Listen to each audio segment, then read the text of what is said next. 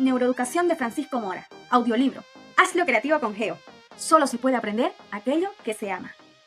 Capítulo 3. Aprendiendo temprano. Se habla y se piensa sobre el cerebro como si este fuese un órgano que trabaja, piensa y decide solo. Pero lo cierto es que el encendido de los códigos que lo hacen funcionar se encuentra fuera del mismo cerebro, en los estímulos que provienen del medio ambiente.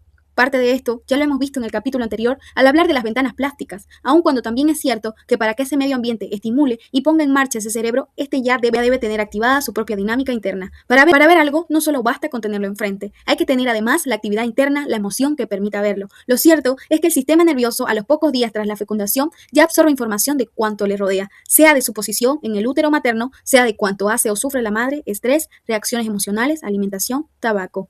Es decir, en su propia construcción el cerebro ya aprende y cambia su configuración y se hace diferente a cualquier otro. Esa diferencia, esta individualidad, no solo se debe a la herencia específica recibida de los padres, a su vez genética y epigenética, sino también a la acción de estos otros factores producidos por la conducta de la madre y que acabo de señalar. Pero sin duda, las modificaciones más importantes se realizan tras el nacimiento. Por ejemplo, un niño con tan solo 42 minutos de vida es capaz de hacer coincidir de alguna manera gestos propios con gestos que se le hacen, como sacar la lengua o abrir la boca. Y esto parece increíble sabiendo las capacidades de un recién nacido, lo que indica claramente que a esas edades el cerebro posee circuitos neuronales y activados por observación. Permite sincronizar actos motores propios con actos producidos por otro ser humano. Es decir, circuitos neuronales que unen sensación con acción. De hecho, hoy conocemos la alta sensibilidad de los niños casi recién nacidos para aquellos estímulos que están en movimiento. En esta materia, referida al proceso de aprendizaje en estas primeras etapas del ser humano, donde los estudios más avanzados han señalado, aparte de este engarce neuronal, percepción-acción, dos procesos centrales, uno de naturaleza que podríamos llamar computacional o automática y otro verdaderamente social. Desde la perspectiva computacional se ha podido comprobar que los niños desde muy temprano poseen habilidades poderosas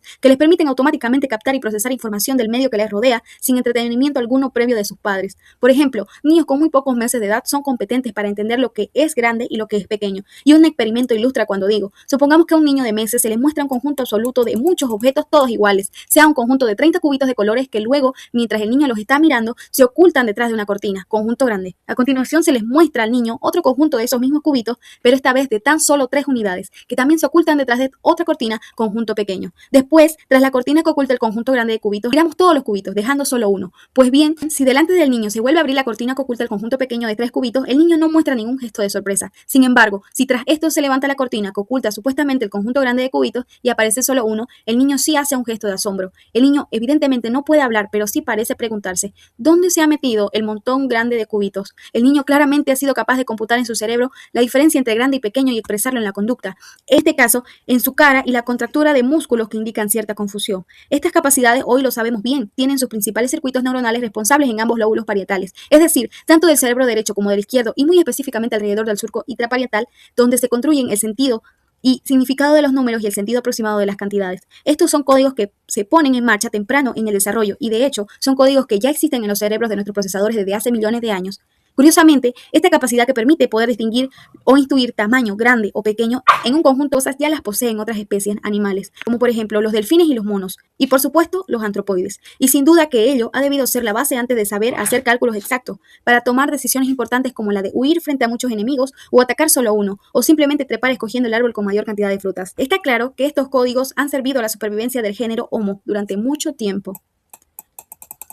Los niños, cuando se les habla, son capaces de distinguir elementos, unidades fonéticas del lenguaje materno mucho antes de los 3 años. De hecho, los niños ya tienen la capacidad de comenzar a distinguir las palabras sueltas alrededor de los 6 meses y responder a la lengua materna de una manera específica entre los 9 y los 12 meses de edad. Es más, se ha indicado que niños americanos y japoneses que a los 7 meses discriminaban entre los sonidos de las sílabas ra y la muy bien o bastante bien, cambiaron de forma radical al alcanzar los 11 meses. A partir de esa edad, los niños americanos mejoran significativamente en esa discriminación, mientras que la habilidad de los niños japoneses declina de forma aguda. Estas observaciones son importantes para entender lo temprano de la conformación de circuitos neuronales específicos modulados por la cultura en que se vive. Resulta interesante que en los últimos años, y basándose en estas observaciones en los niños, se haya diseñado algoritmos, es decir, un conjunto de elementos bien definidos con los que se crean programas computacionales que se expresan en la actividad, robots capaces de cambiar su conducta automáticamente como consecuencia de la propia experiencia o interacción con el medio que les rodea. Pues bien, el estudio del comportamiento de estos robots, equipados con algoritmos comparado con el comportamiento real de los niños, ha permitido estudiar y descomponer la secuencia básica de elementos del lenguaje, y ello ha ayudado a su vez a conocer cómo aprenden los niños y explicar poderosas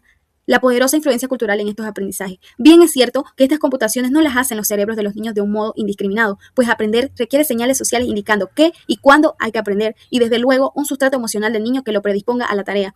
Y esto es absolutamente importante en los primeros meses tras el nacimiento. La psicología del desarrollo ha identificado factores sociales que son esenciales en ese aprendizaje durante los primeros tiempos tras el nacimiento. Hoy se habla de 3 de esas habilidades sociales básicas que se aprenden pronto, habilidades que por otra parte serán de importancia sobresaliente para el proceso subsiguiente de educación y aprendizaje en el colegio. La primera es la imitación, la segunda la atención compartida y la tercera la comprensión empática. Los niños aprenden de los demás por imitación. Es esta una capacidad emocional innata. De hecho, es quizás el mecanismo social de aprendizaje más poderoso. Los niños imitan un amplio rango de conducta de los padres, incluyendo lo que hacen y cómo lo hacen, sus manierismos, cómo hablan y cómo gesticulan al hacerlo. Por ejemplo, un niño muy pequeño, cuando ve a su padre utilizar un teléfono, trata él mismo después de alcanzarlo y hacer sonidos al aparato telefónico. Y esto parece evidente, el niño no lo ha entrenado previamente ni tampoco parecen existir patrones de conductas innatas que lleven al niño a hacer cosas específicas de esta manera. La imitación tiene un valor enorme en el proceso de aprendizaje, pues lo acelera, lo hace en un tiempo más corto y además multiplica las oportunidades de aprender. Solo hay que pensar, por ejemplo, el tiempo que se requeriría para que un niño, tras descubrir algo por sí mismo que fuera interesante, lo tratara de aprender por un proceso de prueba-error. Esto último requeriría una enorme cantidad de tiempo, amén la seguridad que implica un proceso en este tipo. Por el contrario, la imitación no solo acelera el proceso, pues únicamente requiere hacer casi una copia del mismo, sino que los niños aprenden por observación directa de hechos que realizan las personas de su entorno, es decir, en un contexto de seguridad como son sus padres, fuente máxima de supervivencia. Acabo de señalar que la imitación es casi la copia de una conducta. El casi requiere a que propiamente el proceso de imitación del que estamos hablando no es copia idéntica de lo que el niño ve, sino un extracto específico relacionado con las intenciones y objetivos que persigue el adulto. Por ejemplo, cuando un niño de 18 meses ve a alguien coger una taza, pero ésta se le cae al suelo, lo que el niño entresaca de ello es principalmente el objetivo de coger la taza, puesto que el niño cuando más tarde imita ese acto, no la deja caer al suelo tras cogerla. Y todavía más, en estos actos imitativos, aun siéndolo, son altamente discriminativos, pues al parecer los niños eligen quién, cuándo y qué imitar y utilizan no solo la imitación pura y pasiva, sino que al imitar autodescubren nuevos modos de resolver otros problemas. Atención compartida quiere decir 2 personas mirando a un mismo objeto o evento, y este fenómeno se ha encontrado que es una base importante para la comunicación y el aprendizaje de todo aquello que sucede en el entorno del niño. Por ejemplo, los niños pequeños en la mitad de su primer año de vida ya miran con más frecuencia en la dirección en que lo hace un adulto cuando vuelve la cabeza, para observar cosas en su campo de visión.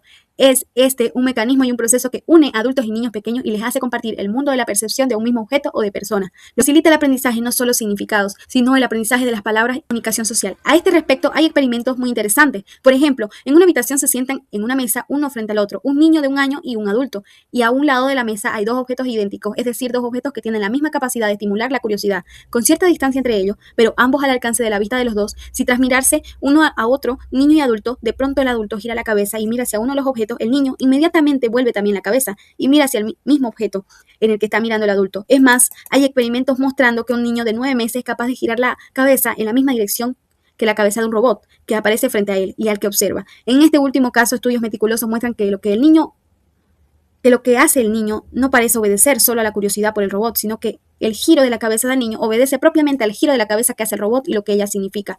Curiosamente, de un poco más tarde, a los 12 meses, ya existe en el niño algo más allá de la mirada misma, de modo que si una persona con los ojos abiertos se vuelve a mirar uno de los 2 objetos que antes hemos mencionado, el niño mira también ese mismo objeto, pero sin embargo no lo hace si observa que el adulto cierra los ojos antes de girar la cabeza, de modo que aún volviendo el adulto la cabeza, el niño ya no sigue ese movimiento. ¿Podrían aplicarse los conocimientos de cómo los niños aprenden en los primeros meses de esta manera tan rápida, eficiente y sin esfuerzo? Es decir, sus bases cerebrales para mejorar la educación y el aprendizaje en los colegios en tiempos posteriores.